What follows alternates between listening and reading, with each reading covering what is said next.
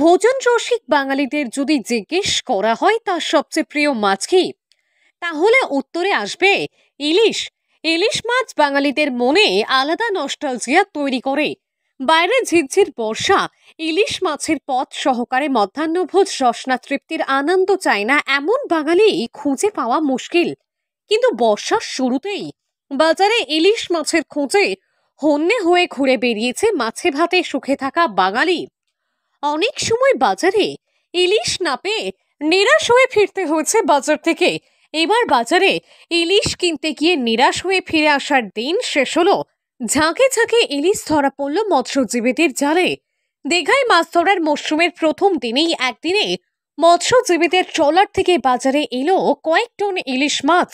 না, ইলিশের ছড়াছড়ি ঠিক না, মোটামুটি একদম যেটা ছিল না সেটা ইলিশ এবছর একটু প্রথমে সূচনাতে আমরা অল্প অল্প পেয়েছি। আজকে তো 15 তারিখে আমাদের শুরু হয়েছে, আজকের 18 তারিখ। তো দেখছি যে আজকের বাজারে প্রায় 12 থেকে 15 টন ইলিশ আমদানি হয়েছে। বর্ষাকাল মানেই ইলিশের মরশুম।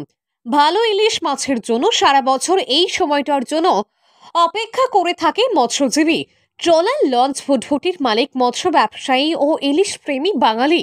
দূষণ ও জলবায়ুর পরিবর্তনের কারণে প্রতি মরশুমে ইলিশের যোগান কমছে। চলতি মরশুমের প্রথম দিক থেকে ইলিশের যোগান একদম ছিল না বললেই চলে।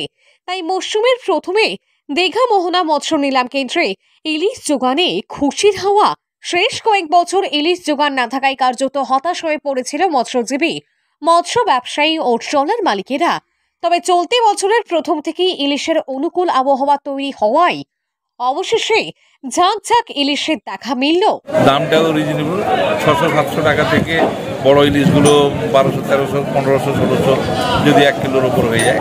আর তা না হলে এমনি 500-700 মাছটা 600-700 টাকায় আজকে বিক্রি হয়েছে বাজারে, ভালো মাছটা যেটা।